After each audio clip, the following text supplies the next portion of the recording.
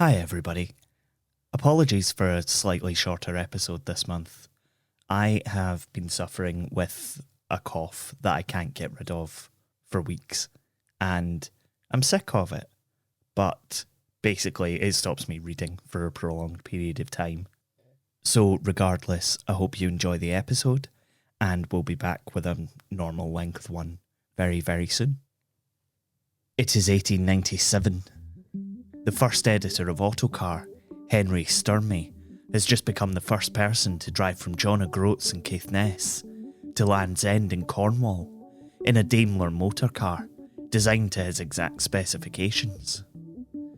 It was a journey of 929 miles, and it took them nearly 3 weeks to reach their destination, and they never drove on a Sunday, heaven forfend. It was in all the papers. He took a mechanic with him, recruited from the Daimler company, because he didn't know how to drive the car. So exactly what his exact specifications were are a mystery. Henry Sturmey was a coward. This is Scotland, a podcast about history and where we made it. I'm Michael Park. Lizzie Burroughs-Murrison waves frantically, piercing the men of the Motorcar Syndicate of Paisley with her dark, intense eyes. They don't think she can do it.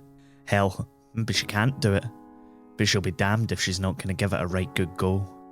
She dispels their clouded expressions with a cheeky spark of a smile as the crank kicks the Mocar's engine into life. She says her goodbyes in her broad Kilkenny accent, and the car, little more than a buggy without the horse, putters off down the road, heading north. Kilkenny, the attentive amongst you might have noticed, isn't in Scotland, but the Kilkenny moderator, who interview her on the road, refer to her as a daughter of the Emerald Isle. For some reason, this starts a correspondence war with the Glasgow Evening Times, the kind of thing that if it happened today, would be carried out entirely in quote retweets to invite a pile-on. With reference to your paragraph about this Irish girl's motorcar drive from Land's End to John O'Groats, the name Murrison, or Merrison, as it is sometimes called in Aberdeen Awa, is not exactly suggestive of Irish origin, and you may take it from me that the girl who accomplished the feat referred to is Scottish by birth and parentage. She has, however, spent a number of years with her people in the south of Ireland, a circumstance that no doubt sufficiently accounts for the adjective your contemporaries and yourself applied to her. Signed, Glasgow Evening Times. So there you go. Stop thinking I'm cheating. Lizzie didn't drive for a living. Very few people did in 1903, unless you were someone's driver. There were no standardised tests. They wouldn't come around until 1935, and the fact that the first person to pass their driving test in the UK was called Mr. Bean is completely by the by.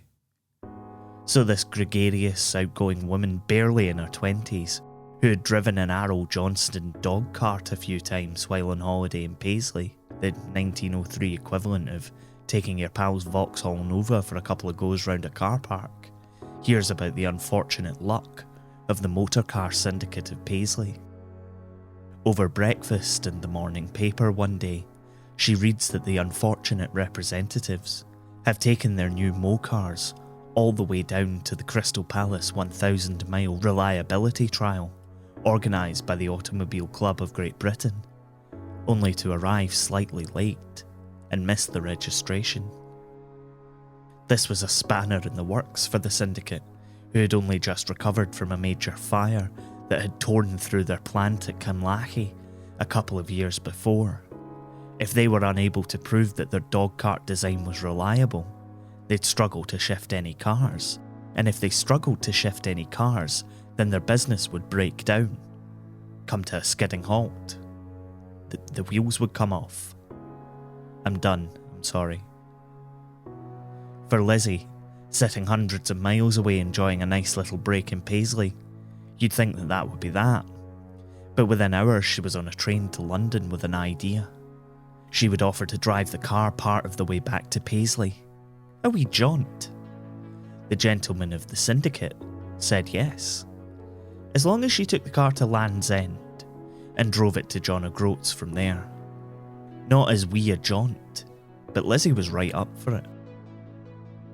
And usually, this is the moment where I tear the veneer of joy away from you and tell you that something horrible happened to Lizzie and her passengers on that road from one end of Britain to the other.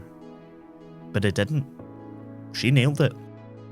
Lizzie and the little car that could arrive at the stunning John O'Groats House Hotel, having covered 920 odd miles in just 5 days, averaging 180 miles a day, and covering 213 on one in order to get to their stop for the night.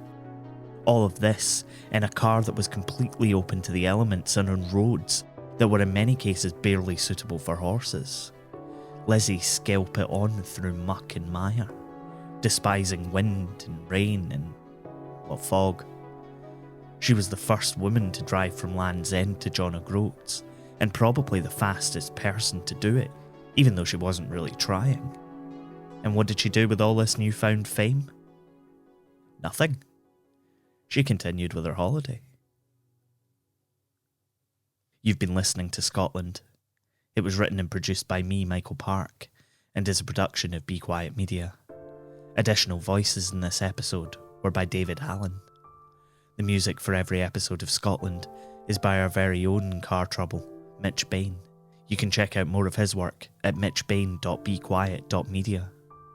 You can find out more about the show and read transcripts on our website, scotlandpodcast.net, and we're on Twitter, Facebook and Instagram too. Find us by searching Scotland, a Scottish history podcast. Thanks for listening. Look after each other. We'll see you next time.